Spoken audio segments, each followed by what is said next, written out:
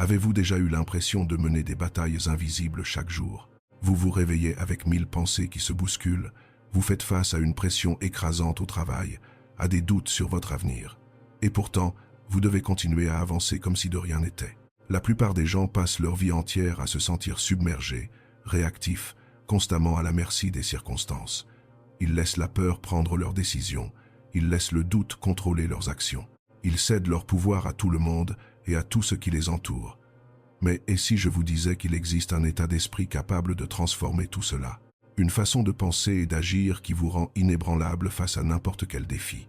Une structure mentale si puissante que, lorsque vous l'incarnez véritablement, les gens sentent quelque chose de différent en vous. Quelque chose qui force le respect, quelque chose qui intimide la faiblesse elle-même. Aujourd'hui, nous plongeons au cœur de l'esprit d'un véritable maître de la résilience. Miyamoto Musashi, un guerrier légendaire qui n'a pas seulement remporté plus de 60 duels, mais qui a appris à vaincre le plus redoutable de tous les ennemis, lui-même. Si vous avez cliqué sur cette vidéo, c'est parce que vous savez que vous devez aller plus loin que là où vous êtes actuellement. Vous voulez de la force mentale, de la discipline, un but, et c'est exactement ce que vous allez découvrir. Miyamoto Musashi pourrait sembler n'être qu'un ancien nom de l'histoire japonaise, mais derrière ce nom se cache l'un des plus grands exemples de force mentale et d'autodiscipline que le monde ait jamais connu. Né au XVIIe siècle au Japon, durant une époque marquée par des guerres constantes et une grande instabilité, Musashi a commencé son parcours de guerrier alors qu'il n'était qu'un enfant. À peine âgé de 13 ans, il a livré son premier vrai duel et l'a remporté. À partir de ce moment, il s'est lancé dans une quête qui allait faire de lui une légende vivante. Mais voici ce qui rend Musashi vraiment extraordinaire. Il ne s'est pas contenté de s'appuyer sur son talent naturel ou sa force physique. Il a compris une chose que la plupart des gens ne saisissent jamais. Il a compris que l'esprit est l'arme absolue. Pendant que d'autres samouraïs se concentraient uniquement sur le perfectionnement de leur technique au sabre, Musashi construisait quelque chose de bien plus puissant, un cadre mental indestructible.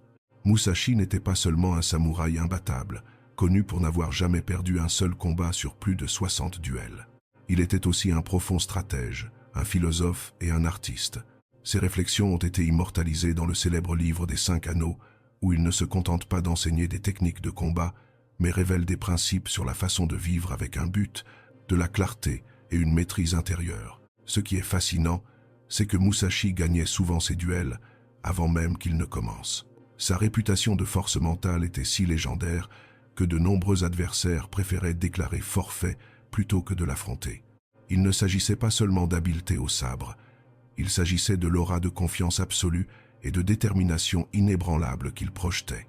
Au lieu de simplement suivre les traditions de son époque, Musashi a brisé les schémas, a créé son propre style de combat, le Nitanishi Ryu, et a prouvé que la véritable maîtrise va bien au-delà de l'épée. Il est devenu l'archétype du guerrier, qui conquiert d'abord ce qui est en lui-même, pour ensuite conquérir le monde. Un professeur de psychologie de l'université de Harvard souligne que les individus qui développent ce niveau de maîtrise intérieure affichent souvent ce que les chercheurs appellent la résilience psychologique. C'est la capacité de maintenir ses fonctions cognitives et sa stabilité émotionnelle sous une pression extrême. Ce que Musashi a découvert il y a des siècles, les neurosciences modernes le prouvent aujourd'hui, la force mentale peut être développée et renforcée comme un muscle. Mais que signifie exactement avoir un mental de monstre?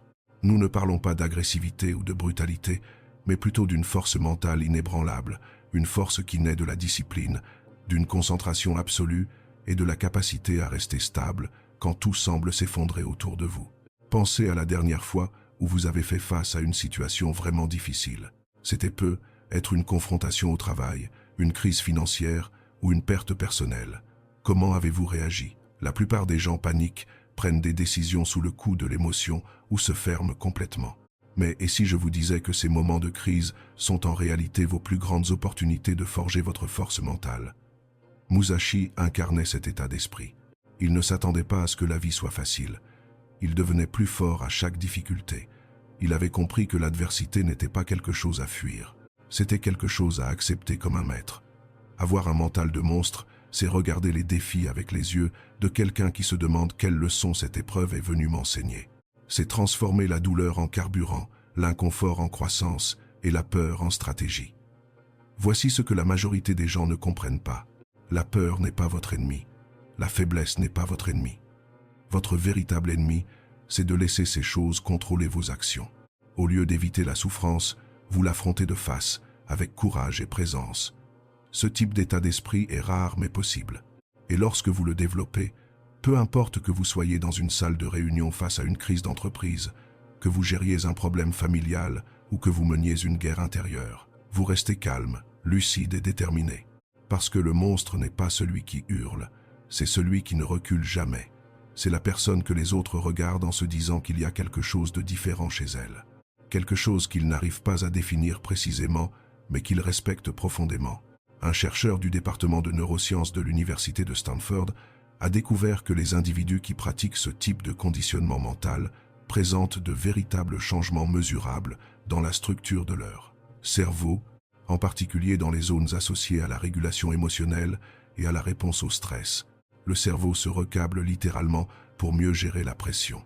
Miyamoto Musashi n'a pas seulement laissé des victoires dans son sillage, il a laissé des principes, des idées qui, bien que nées sur les champs de bataille, sont parfaitement applicables à la vie moderne. Et c'est là que le mental de monstre se construit véritablement. Lorsque vous transformez ces principes en actions quotidiennes, principe 1, la voie réside dans l'entraînement.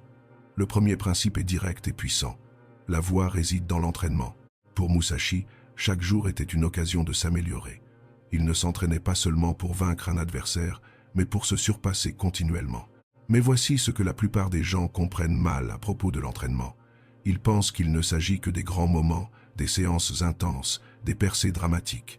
Musashi avait compris que la maîtrise se construit dans les moments banals, dans la répétition des bases, dans le fait d'être présent même quand on n'en a pas envie. Cela signifie qu'aujourd'hui, vous devez voir votre routine comme un terrain d'entraînement. Chaque petite tâche, chaque répétition, chaque erreur corrigée, tout cela fait partie de la voie. Si vous voulez exceller dans un domaine, vous ne pouvez pas dépendre de la motivation, vous devez vous appuyer sur la discipline. Pensez à ceci. Musashi a répété ses mouvements de sabre des milliers de fois, non pas parce qu'il n'était pas doué, mais parce qu'il avait compris que l'excellence est une habitude quotidienne et non un accomplissement ponctuel. La pratique quotidienne est le moyen le plus concret de façonner votre avenir. N'attendez pas de vous sentir inspiré. Commencez. C'est en répétant que l'on évolue. Chaque jour où vous sautez l'entraînement est un jour où vos concurrents prennent de l'avance. Chaque jour où vous répondez présent est un jour où vous vous séparez de la masse qui abandonne quand les choses deviennent difficiles. Un professeur de psychologie du sport de l'Université de Californie à Los Angeles explique que les personnes les plus performantes, dans tous les domaines, partagent exactement ce trait. Elles considèrent chaque jour comme une opportunité de pratique délibérée, indépendamment de leur état émotionnel ou des circonstances extérieures. La différence entre les professionnels et les amateurs n'est pas le talent, c'est la régularité. Principe 2. Comprenez le mal et le bien en toutes choses. Le deuxième principe est plus subtil, mais tout aussi transformateur. Comprendre le mal et le bien en toutes choses. Musashi ne frappait jamais sans but. Chaque action était calculée. Il savait que même une victoire pouvait être dangereuse et que certaines défaites pouvaient enseigner bien plus que 1000 triomphes. C'est là que la plupart des gens échouent dans la vie. Ils prennent des décisions basées sur une satisfaction immédiate plutôt que sur des conséquences à long terme. Ils choisissent le chemin de la facilité plutôt que le bon chemin. Ils préfèrent se sentir bien dans l'instant plutôt que de faire du bien à leur avenir. Musashi abordait chaque décision comme un maître d'échecs en ayant toujours 3 coups d'avance. Il avait compris que parfois, il faut perdre une bataille pour gagner la guerre. Parfois, il faut accepter une douleur à court terme pour un gain à long terme. Cela nous apprend à agir avec conscience. Avant de décider, réfléchissez. Est-ce que cela me rapproche ou m'éloigne de ce que je veux? Ce choix me renforce-t-il ou me sabote-t-il? Cette action construit-elle la personne que je veux devenir ou me maintient-elle prisonnier de celui que j'ai toujours été? Dans un monde rempli de distractions, savoir ce qu'il faut éviter est tout aussi important que savoir ce qu'il faut poursuivre. Les réseaux sociaux, les relations toxiques, les activités qui font perdre du temps. Ces choses peuvent sembler inoffensives sur le moment, mais elles érodent lentement votre force mentale. Vivre avec stratégie, c'est vivre avec pouvoir. Un économiste comportemental de l'Institut de technologie du Massachusetts a documenté comment les décideurs à succès appliquent systématiquement ce type d'analyse coûts et bénéfices, non seulement aux choix financiers, mais à tous les aspects de leur vie, des relations aux habitudes quotidiennes. Ils comprennent que chaque choix soit les construit, soit les détruit. Principe 3. Percevez ce qui ne peut être vu. Le troisième principe semble presque spirituel, mais il est extrêmement pratique. Percevez ce qui ne peut être vu. Musashi ne gagnait pas seulement par la force, il gagnait en lisant l'environnement, l'énergie, l'intention des autres. C'est l'intuition, la sensibilité affinée par l'expérience. Mais soyons clairs, il ne s'agit pas de bêtises mystiques. Il s'agit de développer votre conscience de la situation à un niveau tel que vous pouvez ressentir des choses qui échappent aux autres. Il s'agit de lire le langage corporel, de capter des signaux subtils, de comprendre les dynamiques non dites dans n'importe quelle situation. La plupart des gens traversent la vie en pilote automatique, complètement aveugles aux signaux qui les entourent. Ils manquent des opportunités parce qu'ils ne font pas attention. Ils foncent dans les conflits parce qu'ils ne savent pas analyser l'ambiance. Ils prennent de mauvaises décisions parce qu'ils ne voient que la surface des choses. Dans votre vie quotidienne, cela signifie être présent. Cela signifie percevoir quand une conversation demande du silence plutôt qu'une réponse. Quand un chemin exige une pause et non de la vitesse. C'est apprendre à lire entre les lignes du monde, des gens et de vous-même. Lorsque vous développez cette compétence, vous commencez à voir des schémas partout. Vous remarquez quand quelqu'un ment avant même qu'il ne termine sa phrase. Vous sentez quand une affaire commerciale est sur le point de mal tourner. Vous ressentez quand une relation se dirige vers des problèmes. Cela vous donne un avantage massif dans tous les domaines de la vie. Un professeur de sciences cognitives à Oxford a découvert que les individus qui développent ce type de conscience situationnelle montrent une activité accrue dans les régions du cerveau associées à la reconnaissance des schémas et au traitement prédictif. En gros, ils deviennent meilleurs pour voir ce que les autres manquent. Ils ne sont pas voyants, ils sont juste plus observateurs. Principe 4. L'adaptabilité. Enfin, l'un des traits les plus frappants de sa philosophie, l'adaptabilité. Musashi disait que la même technique ne permet pas de gagner toutes les batailles. Il savait quand changer de posture, de style et même de rythme. Et c'est peut être l'une des plus grandes leçons pour notre époque. Dans notre monde en mutation rapide, résister au changement est la voie la plus rapide vers la stagnation. Si quelque chose ne fonctionne pas, changez-le. Si un plan a échoué, repensez-le. L'erreur n'est pas de tomber, mais de s'obstiner dans ce qui n'évolue pas. Un chercheur étudiant la psychologie organisationnelle à Wharton a observé que les leaders les plus résilients partagent exactement cette caractéristique. Ils traitent chaque revers comme une donnée permettant de se recalibrer plutôt que comme un échec personnel. Maintenant que vous comprenez les principes, il est temps d'amener cet état d'esprit sur le champ de bataille le plus difficile de tous, la vraie vie. Parce qu'avoir un mental de monstre n'est pas juste quelque chose de beau dont on peut parler. C'est quelque chose que l'on vit chaque jour dans les moindres détails. La différence entre connaître ces principes et les incarner est la même qu'entre regarder une vidéo d'entraînement et aller réellement à la salle de sport. Le savoir sans l'application n'est que du divertissement. Au travail, pensez à votre emploi. La pression, les délais, les exigences, peut être même les insécurités. La plupart des gens réagissent par impulsion, se noient dans l'anxiété ou restent figés face aux défis. Ils se plaignent de leurs circonstances, blâment leur patron ou cherchent des excuses pour expliquer pourquoi ils ne peuvent pas réussir. Mais Musashi ne réagissait pas. Il répondait avec stratégie, avec présence, avec maîtrise. Face à un adversaire difficile, il ne paniquait pas. Il analysait, s'adaptait et exécutait. Appliquer cet état d'esprit à votre vie quotidienne signifie être conscient de ce qui est sous votre contrôle. Vous ne pouvez pas contrôler l'humeur de votre patron, mais vous pouvez contrôler votre réponse. Vous ne pouvez pas contrôler les conditions du marché, mais vous pouvez contrôler votre préparation. Vous ne pouvez pas contrôler la politique de bureau, mais vous pouvez contrôler votre professionnalisme. C'est agir avec précision et non par impulsion. Vous devenez quelqu'un qui ne tremble pas facilement parce que vous savez où vous vous tenez. Quand les autres perdent la tête, vous êtes cette présence calme vers laquelle les gens se tournent pour être guidés. Un professeur de psychologie du management à l'université Northwestern a découvert que les employés qui développent ce type de résilience mentale sont 31% plus productifs et 37% plus susceptibles de recevoir des promotions. Ils ne sont pas nécessairement les plus talentueux, mais ils sont les plus fiables sous la pression. Dans vos relations. Maintenant, pensez à vos relations. Combien de fois entrez-vous en conflit parce que vous ne savez pas écouter, parce que vous ne percevez pas le moment de prendre du recul ou de parler avec sagesse? À quelle fréquence laissez-vous les émotions prendre en otage vos réponses? Musashi lisait les mouvements de ses adversaires avant même qu'ils n'attaquent. Vous pouvez faire de même sur le plan émotionnel, en percevant les signaux, en écoutant avec attention, en évitant les guerres inutiles. Cela signifie savoir quand parler et quand garder le silence. Cela signifie comprendre que gagner une dispute signifie souvent perdre la relation. Cela signifie avoir la force de s'excuser quand on a tort et la sagesse de fixer des limites quand on a raison. La plupart des conflits relationnels ne portent pas sur le problème de surface. Ils portent sur des besoins plus profonds de respect, de compréhension ou de sécurité. Lorsque vous apprenez à lire ces courants sous-jacents, vous pouvez résoudre le vrai problème au lieu de simplement traiter les symptômes. Cela aussi, c'est être un guerrier. Les personnes les plus fortes ne sont pas celles qui dominent les autres. Ce sont celles qui se sont suffisamment maîtrisées pour faire ressortir le meilleur chez les autres. Dans le développement personnel, plus important encore, appliquez cela à votre développement personnel. Vous connaissez cette peur qui vous empêche de commencer quelque chose de nouveau. Ce sentiment de ne pas être prêt. Cette voix dans votre tête qui vous dit que vous devez attendre le moment parfait, ou que vous n'avez pas assez d'expérience, ou que vous pourriez échouer. Musashi n'attendait pas d'être prêt. Il s'entraînait pendant qu'il combattait. Chaque erreur était une leçon. Chaque difficulté, une chance de grandir. Il avait compris que la préparation n'est pas une condition préalable à l'action. C'est l'action qui crée la préparation.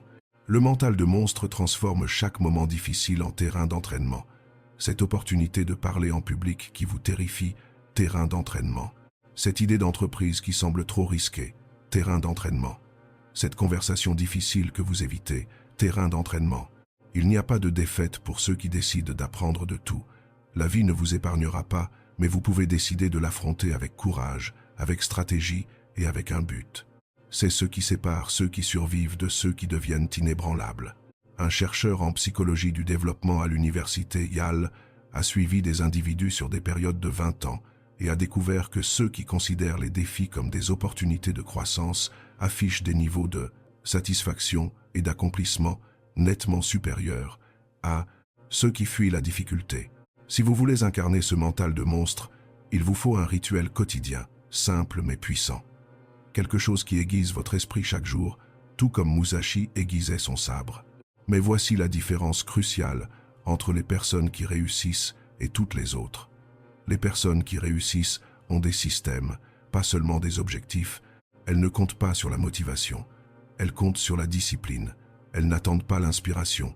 Elles la créent par une action constante. Définir l'intention du matin. Dès le réveil, avant de vérifier votre téléphone ou de vous laisser distraire par le bruit du monde, définissez votre intention. Que voulez-vous conquérir aujourd'hui? Cela pourrait être la procrastination, la peur, la fatigue ou un défi spécifique que vous évitez. Mais ne vous contentez pas d'y penser, écrivez-le.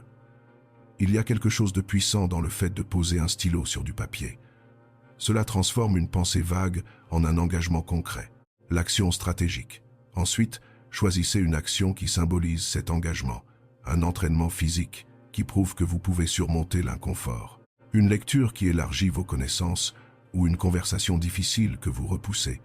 Faites-le avec une présence totale, sans vous contenter de faire acte de présence. Il ne s'agit pas d'être occupé, il s'agit d'être intentionnel. Chaque action doit être motivée par un but. La réflexion du soir. À la fin de la journée, passez en revue ce que vous avez appris, où vous pouvez vous améliorer. Demandez-vous ce qui a fonctionné, ce qui n'a pas marché. Que ferais-je différemment? Comment ai-je géré la pression? Me suis-je comporté comme la personne que je veux devenir? Ce n'est pas juste une routine, c'est un acte de discipline sacrée. Un guerrier ne vit pas en pilote automatique, il vit avec détermination dans chaque détail. Ce petit rituel, répété jour après jour, façonne quelque chose d'indestructible en vous. Un professeur spécialisé dans la formation des habitudes à l'université Duke a découvert que les individus qui suivent ce type de pratique quotidienne structurée montrent des améliorations remarquables de ce que les psychologues appellent la ténacité, c'est à dire la capacité à persévérer face à des défis à long terme. Plus important encore, ils affirment se sentir davantage maîtres de leur vie et plus confiants dans leur capacité à gérer tout ce qui se présente à eux. N'oubliez pas, vous n'avez pas besoin de vivre dans le Japon féodal pour être un guerrier. La véritable bataille se déroule à l'intérieur de vous, chaque jour. Musashi nous montre que la véritable force vient de la discipline, de la stratégie et du courage d'affronter nos propres peurs. En adoptant ce mental de monstre, vous commencez à façonner une vie de sens et de transformation. L'esprit que vous construisez aujourd'hui détermine les batailles que vous remporterez demain. Alors, dites-moi dans les commentaires, quelle bataille allez-vous remporter aujourd'hui? Si cette vidéo vous a inspiré, appuyez sur le bouton j'aime, abonnez-vous à la chaîne et partagez-la avec quelqu'un qui a besoin d'entendre ce message. D'ici la prochaine fois, gardez votre esprit vif et votre âme inébranlable.